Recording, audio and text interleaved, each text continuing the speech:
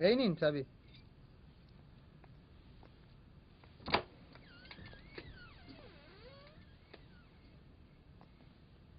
সাবধানে।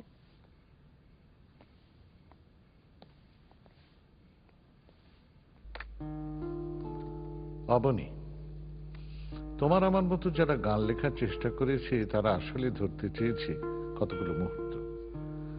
তুমি আমি মুহূর্ত নিয়ে বেঁচেছি।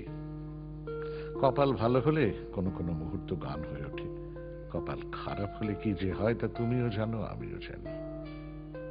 নেহাত দৈবক্রমে তুমি আমি শহুরে ভদ্রলোকের ঘরে জন্মে গেছি, কিছু একটা দাঁড় করাতে চেষ্টা করেছি। নেহাত দৈবক্রমে যারা আমাদের দেশের গ্রামগুলোতে জন্মেছেন, শহুরে মানুষগুলো যে আরামে কায়দায় অভ্যস্ত সেগুলো যারা পান না, তাদের কথা তুমিও ভেবেছ জানি, আমিও কিঞ্চিত ভেবেছি। ভাবতে ভাবতে দেখলাম all good things must and.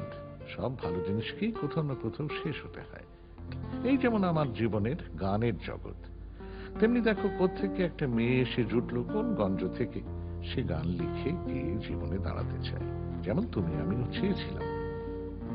তোমার আমার চোখে যেমন একসময় স্বপ্ন ঝিকমিক করত, এই মেয়েটির চোখেও তেমনি স্বপ্ন জলজল করে জ্বলছে দূরের তারার মতো।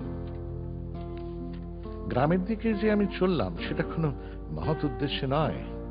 গানের জগৎ যেমন আমার ভালো লাগছিল না, তেমনি আমার আশপাশের দুনিয়াটাকেও আমি আর নিতে পারছি না।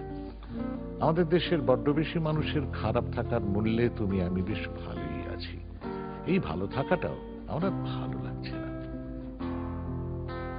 তুমি আমি জানি গানের যেমন একটা আকাশ থাকে, তেমনি জীবনেরও একটা আকাশ আছে। তুমি আমাদের গঞ্জের একটি মেয়েকে রাস্তায় একটু এগিয়ে দিয়ে গানের আকাশের আর একটু কাছে নিয়ে এলে। আমি এবারে দেখব জীবনের যে আকাশটা তার একটু কাছে যাওয়া যায় কিনা। সুকান্ত ভট্টাচার্য তুমিও পড়েছ, আমিও পড়েছি। এসেছে নতুন শিশু, তাকে ছেড়ে দিতে হবে স্থান।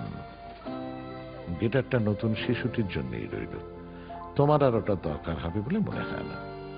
স্ট্যান্ডিং।